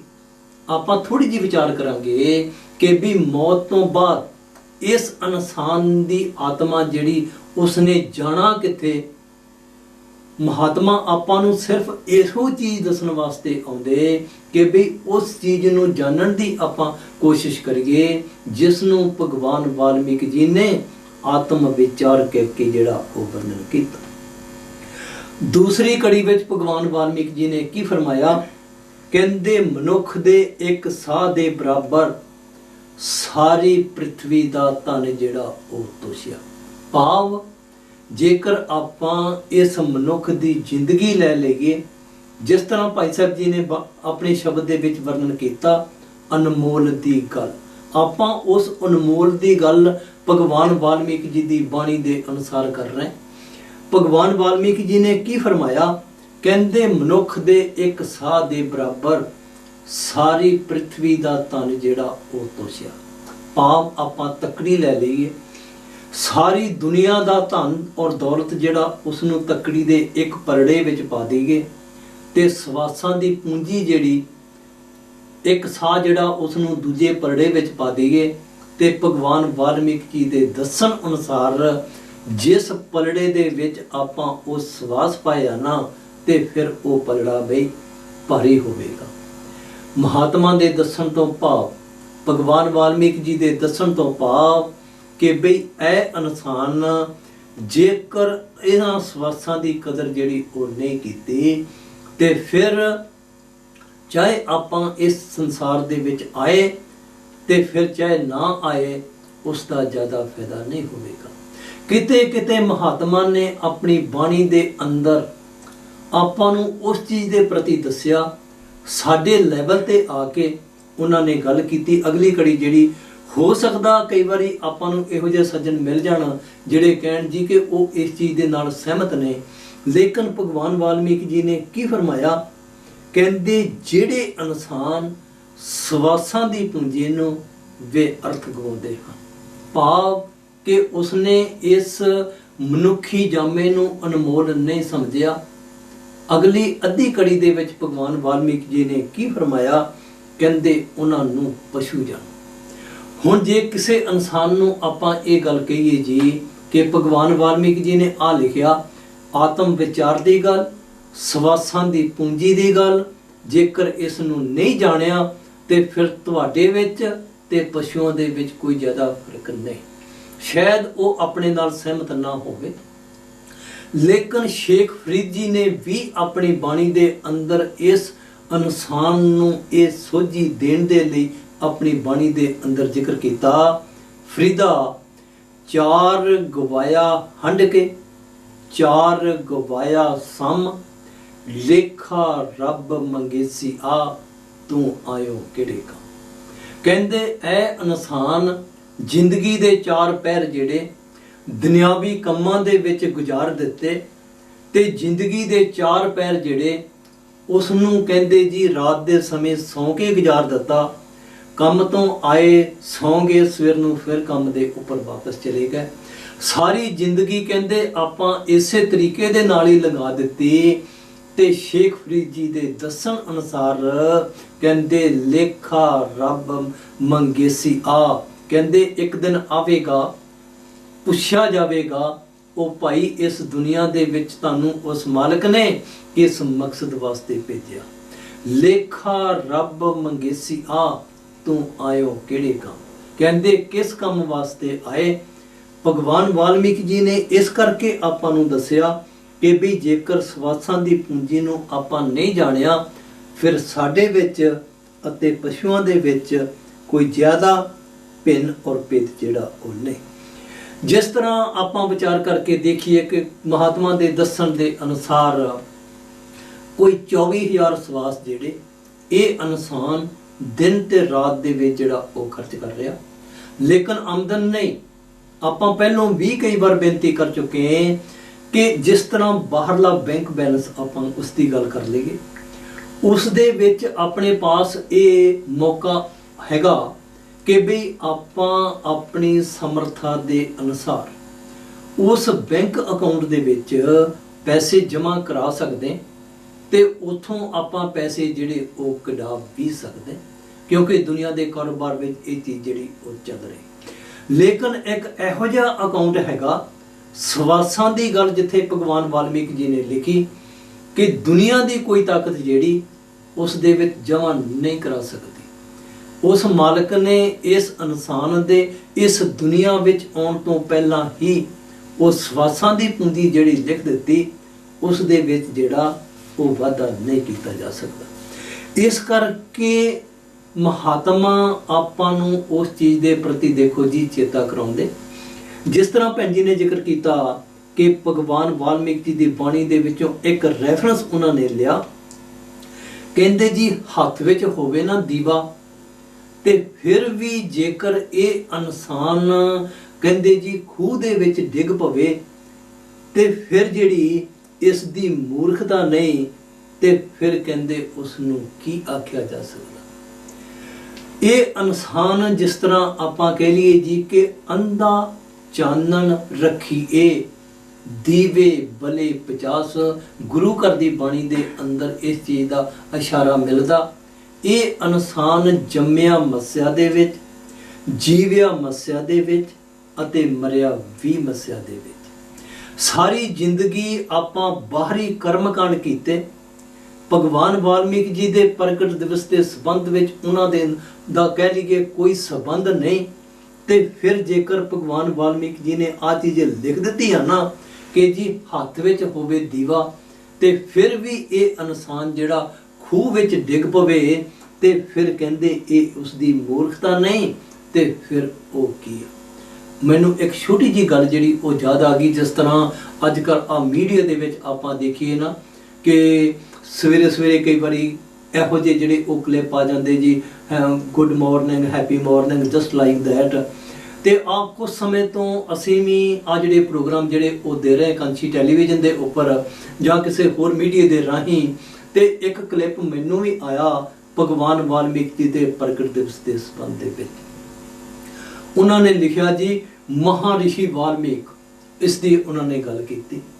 ਤੇ ਮੈਂ ਉਸ ਇੱਥੇ ਆਬੂ ਧਾਬੀ ਦੀ ਗੱਲ ਹੈਗੀ, ਉੱਥੇ ਉਹ ਸੱਜਣ ਰਹਿ ਰਿਹਾ ਹੈ, ਤੇ ਮੈਂ ਉਸ ਨੂੰ ਕਿਹਾ ਉਹ ਯਾਰ ਕਾਫੀ ਲੰਬੇ ਸਮੇਂ ਤੋਂ ਅਸੀਂ ਇਹ ਗੱਲ ਕਰ ਰਹੇ ਕਿ ਭਗਵਾਨ ਵਾਲਮੀਕ ਜੀ ਨਾ ਤੇ ਰਿਸ਼ੀ ਸਨ ਅਤੇ ਨਾ ਮਹਾਰਿਸ਼ੀ ਸਨ, ਤੇ ਲੇਕਿਨ ਤੁਸੀਂ ਫਿਰ ਵੀ ਜਿਹੜਾ ਹੈਗਾ ਮੈਨੂੰ ਉਸੇ ਗੱਲ ਦੇ ਬਾਰੇ ਜਿਹੜਾ ਉਹ ਚੇਤਾ ਕਰਾਤਾ। ਤੇ ਮੈਂ ਕਿਹਾ ਕਿ ਗੱਲ ਇਸ ਤਰ੍ਹਾਂ ਜਿਸ ਤਰ੍ਹਾਂ ਆਪਾਂ ਬਾਹਰਲੀ ਗੱਲ ਕਰ ਲਈਏ ਨਾ ਕਿਸੇ ਦੇ ਨਾਲ ਕਿ ਦੇਖੋ ਜੀ ਸਾਰੀ ਰਾਤ ਜਿਹੜੀ ਉਹ ਰਮਾਇਣ ਦੀ ਕਥਾ ਸੁਣਦੇ ਰਹੇ ਤੇ ਸਵੇਰ ਨੂੰ ਉੱਠ ਕੇ ਪੁੱਛਣ ਲੱਗੇ ਕਿ ਸੀਤਾ ਤੇ ਰਾਮ ਜਿਹੜੇ ਸਨ ਉਹਨਾਂ ਦਾ ਰਿਸ਼ਤਾ ਕੀ ਸੀ। ਮੈਂ ਕਿਹਾ ਜੀ ਤੁਹਾਡੀ ਗੱਲ ਵੀ ਜਿਹੜੀ ਉਹ ਇਹੀ ਹੈ। ਸਾਰੀ ਜ਼ਿੰਦਗੀ ਲੱਗੇ ਰਹੇ, 40 ਸਾਲ ਹੋ ਗਏ, ਆਪਾਂ ਉਹਨਾਂ ਦੇ ਗੁਰਪੁਰਬ ਵੀ ਮਨਾਈ ਜਾ ਰਹੇ, ਲੇਕਿਨ ਕਦੇ ਉਸ ਤੋਂ ਸਿੱਖਿਆ ਨਹੀਂ ਕਿ ਉਹਨਾਂ ਦੀ ਬਾਣੀ ਜਿਹੜੀ ਆ ਨਾ ਉਹ ਆਪਾਂ ਨੂੰ ਕੀ ਸੰਦੇਸ਼ਾ ਜਿਹੜਾ ਉਹ ਦੇ ਰਹੀ। ਭਗਵਾਨ ਵਾਲਮੀਕ ਜੀ ਨੇ ਕੀ ਫਰਮਾਇਆ, ਕਹਿੰਦੇ ਜੀ ਸੰਸਾਰ ਦੇ ਭਰਮ ਨੂੰ ਖਤਮ ਕਰਨ ਦੇ ਲਈ, ਭਰਮ ਕਹਿੰਦੇ ਵਹਿਮ ਔਰ ਸੰਕਲਪ ਦੀ ਗੱਲ, ਕਹਿੰਦੇ ਗੁਰੂ ਅਤੇ ਸ਼ਾਸਤਰ ਜਿਹੜੇ ਉਹ ਮੌਜੂਦ ਆ। ਭਾਵ ਗੁਰੂ ਉਸ ਨੂੰ ਕਿਹਾ ਜਾਂਦਾ ਜਿਹੜਾ ਸ਼ਾਸਤਰ ਆ ਨਾ, ਧਾਰਮਿਕ ਗ੍ਰੰਥ ਆ ਭਗਵਾਨ ਵਾਲਮੀਕ ਜੀ ਦੀ ਜਿਹੜੀ ਬਾਣੀ ਆ, ਜਿਹੜਾ ਆਪਾਂ ਨੂੰ ਉਸ ਦੇ ਅਨੁਸਾਰ ਦੱਸੇਗਾ ਕਿ ਬਾਣੀ ਬਈ ਆ ਚੀਜ਼ ਆਪਾਂ ਨੂੰ ਦੱਸ ਰਹੇ। ਭਗਵਾਨ ਵਾਲਮੀਕ ਜੀ ਕਹਿੰਦੇ ਅਸੀਂ ਉਸ ਨੂੰ ਗੁਰੂ ਆਖ ਸਕਦੇ। ਸੰਸਾਰ ਦੇ ਭਰਮ ਨੂੰ ਖਤਮ ਕਰਨ ਵਾਲੇ ਗੁਰੂ ਅਤੇ ਸ਼ਾਸਤਰ ਮੌਜੂਦ ਹਨ।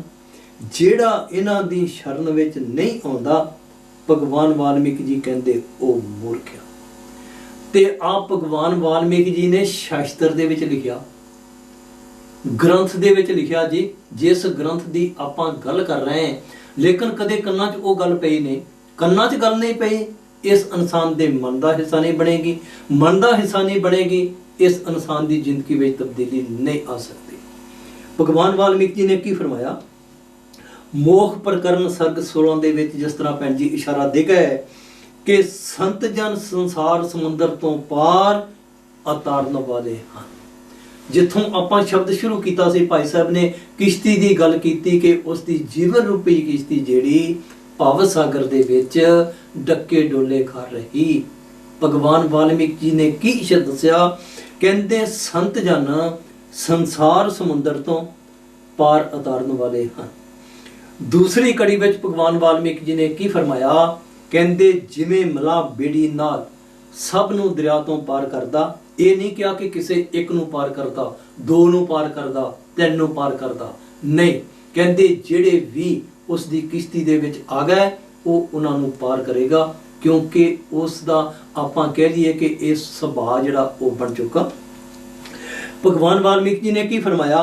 ਕਹਿੰਦੇ ਜਿਵੇਂ ਮਲਾਹ ਬੇੜੀ ਨਾਲ ਸਭ ਨੂੰ ਦਰਿਆ ਤੋਂ ਪਾਰ ਕਰਦਾ, ਤਿਵੇਂ ਸੰਤ ਜਨ ਜੁਗਤੀ ਕਰਕੇ ਜੀਵਾਂ ਨੂੰ ਸੰਸਾਰ ਸਮੁੰਦਰ ਤੋਂ ਪਾਰ ਕਰਦੇ। ਤੀਸਰੀ ਕੜੀ ਵਿੱਚ ਭਗਵਾਨ ਵਾਲਮੀਕ ਜੀ ਨੇ ਕੀ ਫਰਮਾਇਆ?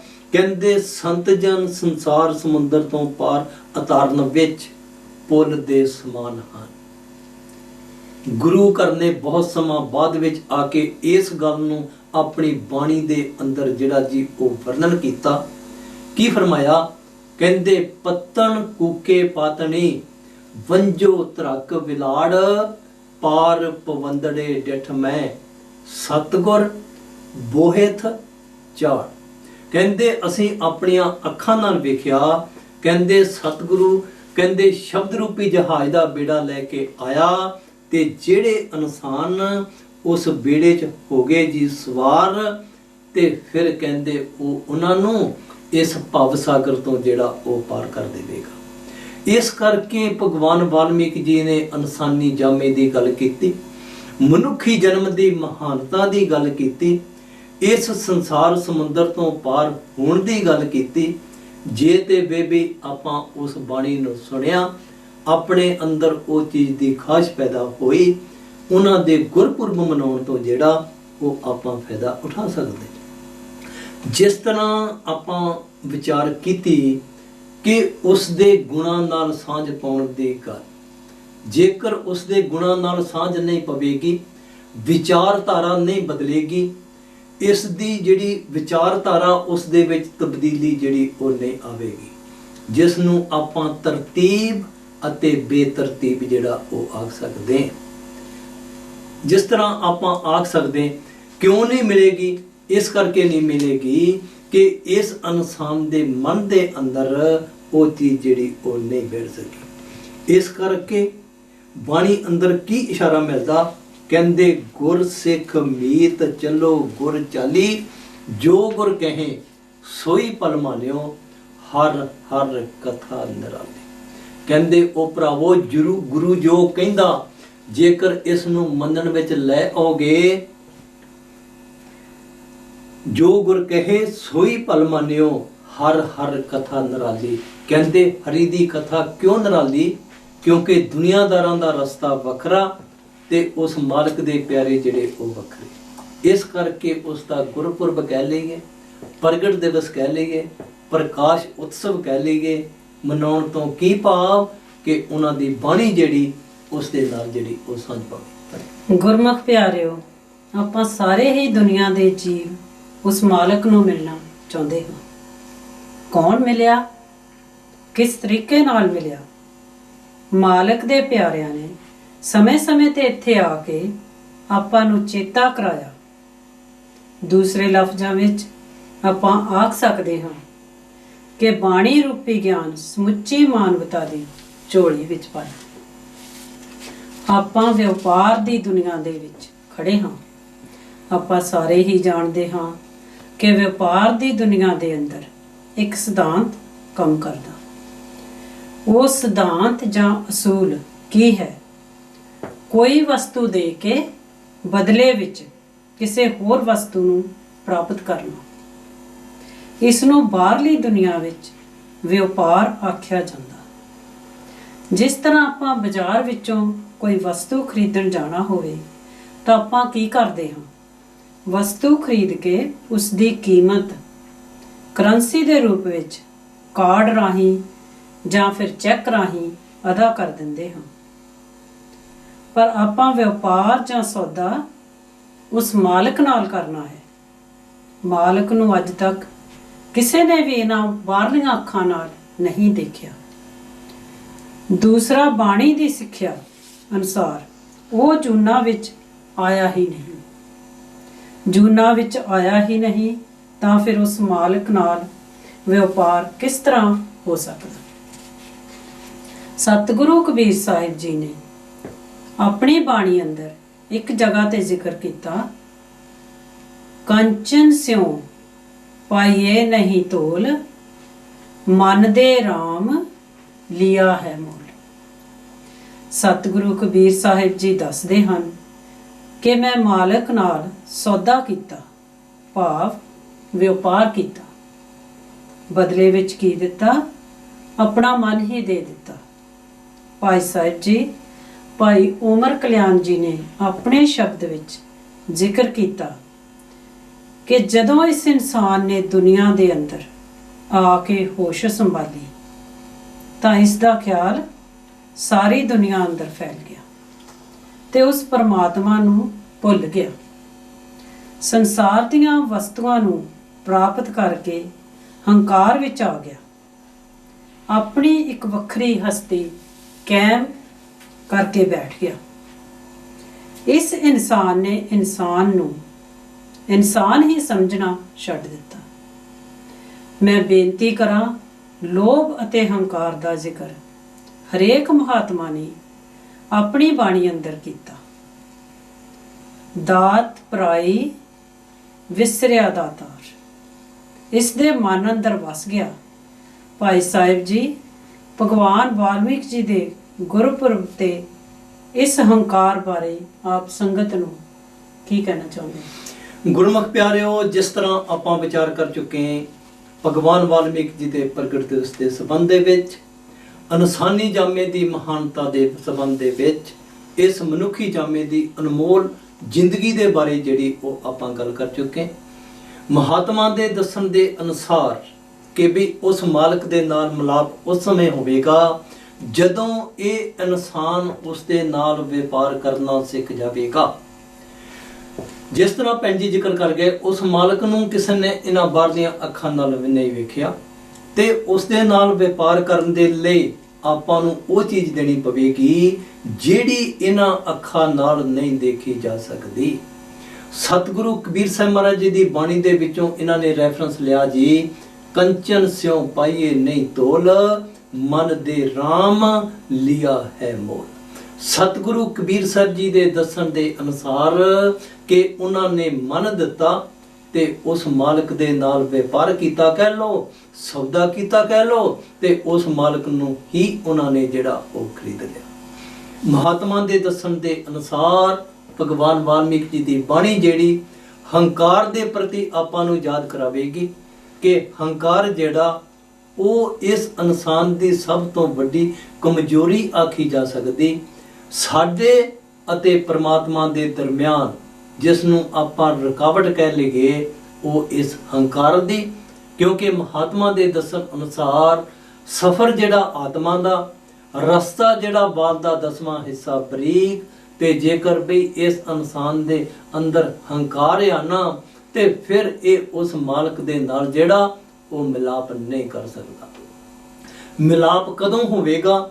ਜਦੋਂ ਇਹ ਇਨਸਾਨ ਬਾਣੀ ਦੇ ਅਨੁਸਾਰ ਚੱਲਣਾ ਸ਼ੁਰੂ ਕਰੇਗਾ, ਮਨ ਦੇ ਵਿੱਚ ਇਸ ਦੇ ਨਿਮਰਤਾ ਆਵੇਗੀ, ਦੀਨਤਾ ਆਵੇਗੀ, ਆਜਜੀ ਆਵੇਗੀ, ਫਿਰ ਇਹ ਇਨਸਾਨ ਉਸ ਮਾਲਕ ਦੇ ਦਰਵਾਜ਼ੇ ਤੇ ਪਹੁੰਚ ਸਕਦਾ।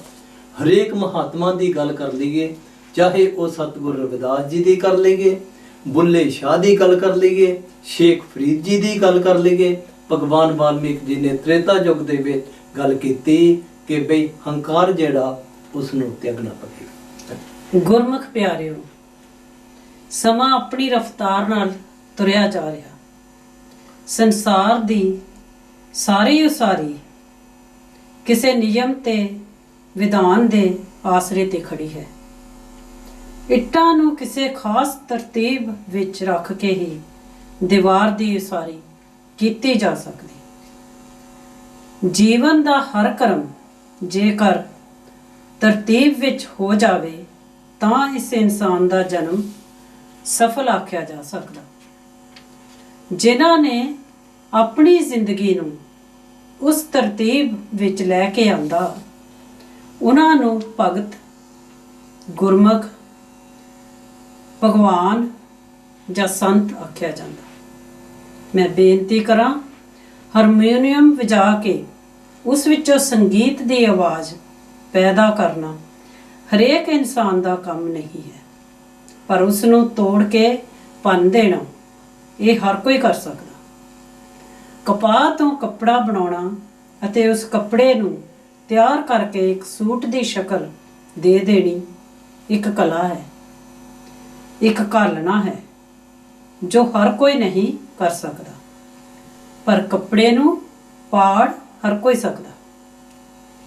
ਇਸ ਤਰ੍ਹਾਂ ਮਨੁੱਖ ਨੇ ਸੰਤੋਖੀ, ਸੀਲ, ਸੰਜਮੀ, ਦਿਆਲੂ ਤੇ ਵਿਸਾਲ ਹਿਰਦੇ ਵਾਲਾ ਬਣਨਾ ਹੋਵੇ ਤਾਂ ਇੱਕ ਲੰਬੀ ਸਾਧਨਾ ਦੀ ਲੋੜ ਹੈ, ਪਰ ਕ੍ਰੋਧੀ, ਲੋਭੀ ਤੇ ਕਠੋਰ ਬਣਨਾ ਹੋਵੇ ਤਾਂ ਹਰ ਕੋਈ ਬਣ ਸਕਦਾ। ਆਪਾਂ ਆਖ ਸਕਦੇ ਹਾਂ ਕਿ ਘਰ ਦੀਆਂ ਵਸਤੂਆਂ ਨੂੰ ਸਵਾਰ ਕੇ, ਸ਼ਿੰਗਾਰ ਕੇ ਰੱਖਣ ਦੀ ਜਾਚ ਇਸ ਇਨਸਾਨ ਨੂੰ ਆ ਗਈ। ਲੋਹੇ ਨੂੰ ਸਵਾਰ ਕੇ ਮਸ਼ੀਨਾਂ ਵਿੱਚ ਬਦਲ ਦੇਣਾ ਇਸ ਇਨਸਾਨ ਦੇ ਵਿਰਸੇ ਵਿੱਚ ਆਇਆ। ਸੋਨੇ ਨੂੰ ਸਵਾਰ ਕੇ ਖੂਬਸੂਰਤ ਗਹਿਣੇ ਕੱਢਣਾ ਇਸ ਇਨਸਾਨ ਦੀ ਕਾਰੀਗਰੀ ਦੇ ਸਬੂਤ ਆਖੇ ਜਾ ਸਕਦੇ ਹਨ। ਪਰ ਅਫਸੋਸ ਇਸ ਗੱਲ ਦਾ ਕਿ ਇਹਨਾਂ ਦੁਨਿਆਵੀ ਵਸਤੂਆਂ ਨੂੰ ਸਵਾਰਨ ਵਿੱਚ ਇਹ ਇਨਸਾਨ ਇਸ ਤਰ੍ਹਾਂ ਫਸਿਆ ਕਿ ਆਪਣੇ ਆਪ ਨੂੰ ਸਵਾਰਨਾ ਹੀ ਭੁੱਲ ਗਿਆ। ਆਪਾਂ ਆਖ ਸਕਦੇ ਹਾਂ ਕਿ ਸੰਸਾਰ ਅੰਦਰ ਸਭ ਕੁਝ ਸਵਾਰਿਆ ਹੋਇਆ, ਸ਼ਿੰਗਾਰਿਆ ਹੋਇਆ ਮਿਲਦਾ ਹੈ। ਜੇਕਰ ਕੋਈ ਨਹੀਂ ਸਵਾਰਿਆ ਹੋਇਆ ਤਾਂ ਉਹ ਕੀ ਹੈ? ਉਹ ਹੈ ਇਸ ਮਨੁੱਖ ਦਾ ਜੀਵਨ। ਜੇਕਰ 2% ਸਵਾਰੇ ਹੋਏ ਵੀ ਹਨ ਤਾਂ ਮੈਂ ਉਹਨਾਂ ਪਾਸੋਂ ਮਾਫੀ ਮੰਗ ਲਵਾਂ, ਬਾਕੀ 98% ਸਾਡੇ ਵਰਗੇ ਹੀ ਹਨ। ਭਗਵਾਨ ਵਾਲਮੀਕ ਜੀ ਦਇਆ ਕਰਨ ਆਪਾਂ ਉਹਨਾਂ ਦੇ ਗੁਰਪੁਰਬ ਤੋਂ ਆਪਣੇ ਆਪ ਨੂੰ ਸਵਾਰਨਾ ਸਿੱਖ ਲਈਏ। ਮੈਨੂੰ ਸ਼ੇਖ ਫਰੀਦ ਜੀ ਦੇ ਬਚਨ ਯਾਦ ਆ ਗਏ। ਸ਼ੇਖ ਫਰੀਦ ਜੀ ਦੱਸਦੇ ਹਨ ਕਿ ਆਪਣੇ ਆਪ ਨੂੰ ਸਵਾਰਨ ਤੋਂ ਬਗੈਰ ਉਸ ਪਰਮਾਤਮਾ ਨਾਲ ਮਿਲਾਪ ਨਹੀਂ ਹੋ ਸਕਦਾ, ਕਿਉਂ ਜੋ ਉਹ ਆਪ ਸਵਾਰਿਆ ਹੋਇਆ ਹੈ। ਉਹ ਪਰਮਾਤਮਾ ਨਿਰਵੈਰ ਹੈ। ਸਾਨੂੰ ਵੀ ਆਪਣੇ ਹਿਰਦੇ ਵਿੱਚੋਂ ਵੈਰ ਭਾਵਨਾ ਨੂੰ ਖਤਮ ਕਰਨਾ ਪਵੇਗਾ। ਸਾਡੇ ਵੱਲੋਂ ਭਗਵਾਨ ਵਾਲਮੀਕ ਜੀ ਦੇ ਪ੍ਰਗਟ ਦਿਵਸ ਦੀ ਸਮੁੱਚੀ ਮਾਨਵਤਾ ਨੂੰ ਬਹੁਤ ਬਹੁਤ ਵਧਾਈ। ਗੁਰੂ ਪਿਆਰੀ ਸਾਧ ਸੰਗਤ ਜੀ, ਭਗਵਾਨ ਵਾਲਮੀਕ ਜੀ ਕੀ ਜੈ। ਜੈ ਗੁਰੂਦੇਵ, ਧੰਨ ਗੁਰੂਦੇਵ।